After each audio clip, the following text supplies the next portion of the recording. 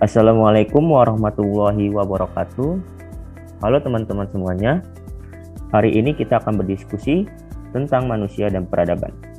Sebelumnya, perkenalkan, nama saya Briantara dari Program Studi Pendidikan Vokasional Teknik Elektronika dengan NIM 1513620017. Di sini saya akan menjadi moderator diskusi pada hari ini. Sebelum kita memulai diskusinya, silakan untuk teman-teman yang lain memperkenalkan diri. Untuk Wija dipersilahkan.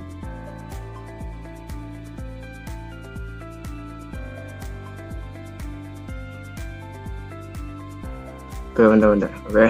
Bismillahirrahmanirrahim. Assalamualaikum warahmatullahi wabarakatuh. Perkenalkan, nama saya Duja Badana Rahmatullah di Program Studi Pendidikan Jasmani Fakultas Ilmu Keluargaan. Nomor induk mahasiswa saya 160162061. Demikian perkenalkan diri saya. Lanjut ke rekan berikutnya. Oke. Untuk Nadia dipersilakan perkenalkan diri.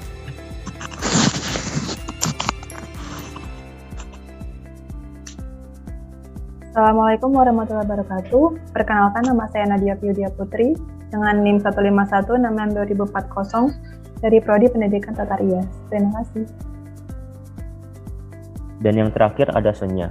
Untuk Sonya dipersilakan.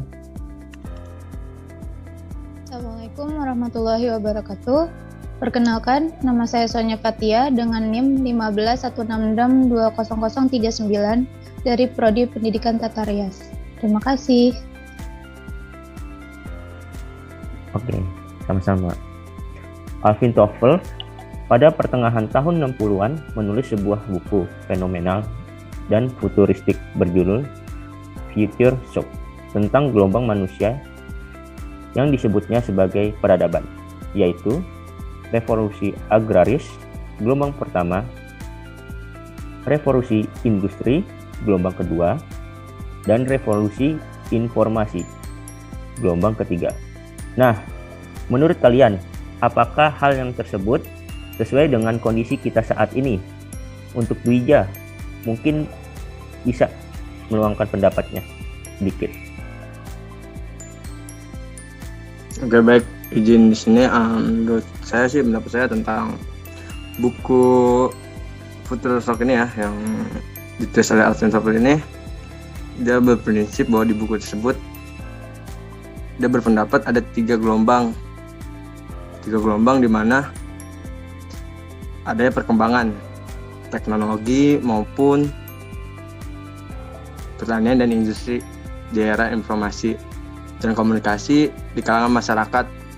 Itu sih benar terjadi karena adanya suatu kemajuan ya yang berkembang pada masyarakat, di mana adanya sekarang beralih ke gadget, ke gawai, dan banyak teknologi yang sekarang bisa didapatkan ya. Jadi saya cukup untuk itu, mungkin kembali ke moderator.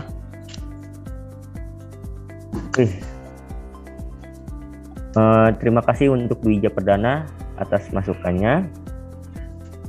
Untuk Nadia nih, saya pengen dengar masukan pendapat Anda mengenai pertanyaan tersebut. Untuk Nadia dipersilahkan.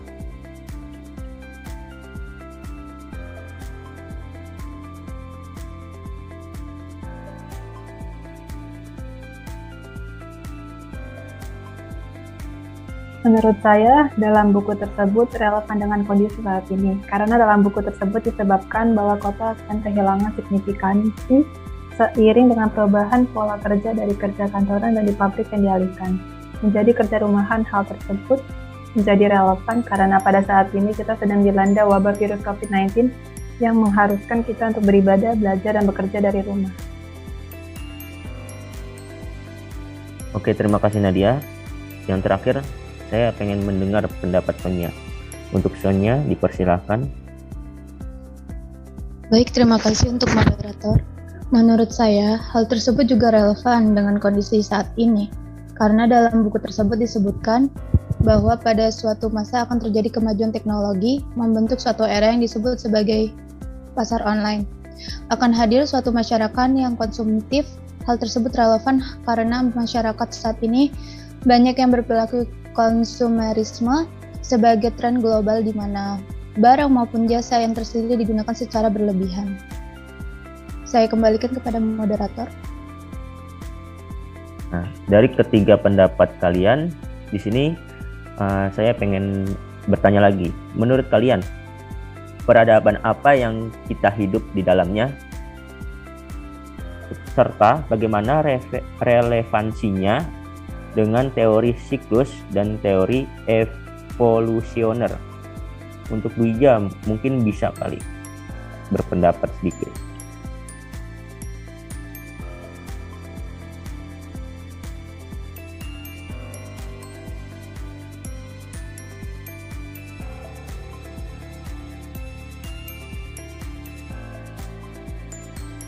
Oke, jadi gimana ya alasan tanggapan menurut saya pribadi kan ya, moderator? Iya benar sekali, Dwija. Menurut saya peradaban yang kita hidupi sekarang itu di gelombang ketiga ya. Relevansinya dengan teori siklus, yaitu perubahan yang tidak bisa direncanakan atau diarahkan ke titik tertentu, tetapi berputar-putar menurut pola melingkar. Apa yang terjadi sekarang memiliki kesamaan atau kemiripan dengan apa yang ada di zaman dahulu, sedangkan hubungannya dengan teori evolusioner, yaitu perubahan yang terjadi secara terlambat ya, dan bertahap di dalam sistem masyarakat. Masyarakat juga mengalami perubahan dan perkembangan dari tahapan peradaban sederhana menuju peradaban yang lebih kompleks.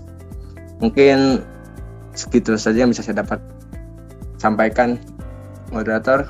Terima kasih. Oke, terima kasih kembali Dwija Perdana. Mungkin Nadia bisa menambahkan sedikit yang pendapat Dwija atau gimana? Untuk Nadia dipersilahkan.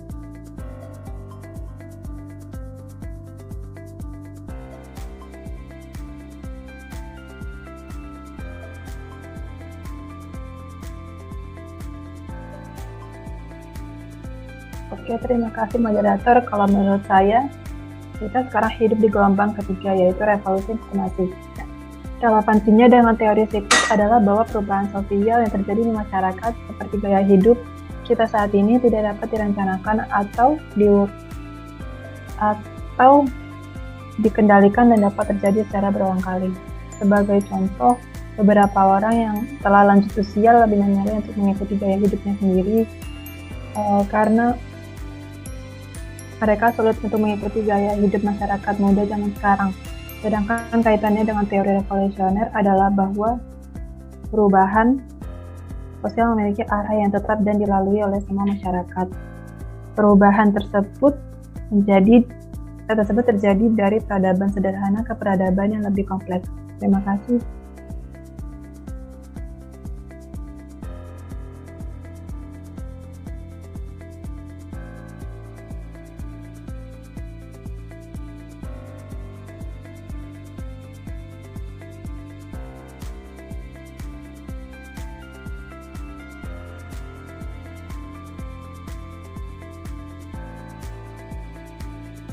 Oke, maaf tadi sedikit kendala. Berarti untuk Nadia udah ya berpendapat ya tadi ya? Ya sudah. Dia sudah berpendapat. Terima kasih Nadia. Untuk selanjutnya mungkin Sonia bisa menambahkan sedikit yang Nadia berpendapat atau gimana punya pendapat lain. Untuk Sonia dipersilakan. Baik, terima kasih kepada moderator. Saya setuju dengan pendapat Dwija dan pendapat Nadia. Kita ini hidup dalam gelombang ketiga, yakni revolusi informasi. Relevansinya dengan teori siklus adalah seperti perkembangan model pakaian yang terus berkembang. Sedangkan relevansinya dengan teori revolusioner adalah perubahan peradaban sosial dari sederhana menjadi lebih kompleks. Mungkin itu saja dari saya. Saya kembalikan lagi kepada moderator. Oke, di sini kan Dwija sama Nadia sama Sonia kan udah berpendapat ya. Mungkin dari saya membuat kesimpulan ya. Baik, terima kasih kepada teman-teman semua yang telah berdiskusi pada hari ini. Saya akan membuat kesimpulan hasil diskusi pada hari ini. Nah, diskusi kali ini kita semua sepakat bahwa dalam buku Future Shock yang dituliskan oleh Alvin Toffler, penulis asal Amerika Serikat, relevan dengan situasi yang ada pada saat ini. Seperti adanya virus corona yang menyebabkan kita melakukan semua kegiatan dari rumah. Kita juga menyepakati bahwa era gelombang pertama ditandai dengan sosiosfer yang bertumpu pada pertanian dan teknologinya yang masih serba tradisional. Sementara pada era gelombang kedua manusia menyaksikan suatu loncatan baru di dalam peradaban berupa revolusi industri.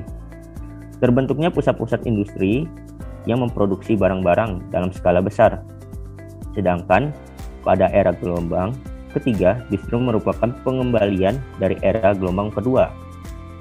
Jadi, dalam era gelombang ketiga, teknologi justru menjadi sarana yang sungguh-sungguh memanusiakan dunia. Dan dengan itu pula meningkatkan kualitas hidup manusia. Seperti meningkatkan internet, penggunaan telepon genggam, dan lain-lain. Begitu.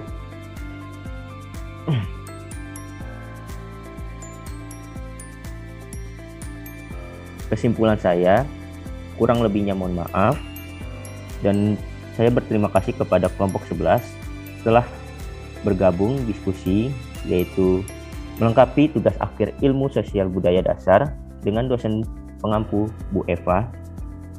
Kurang lebihnya mohon maaf. Wabillahi taufik wal hidayah. Wassalamualaikum warahmatullahi wabarakatuh.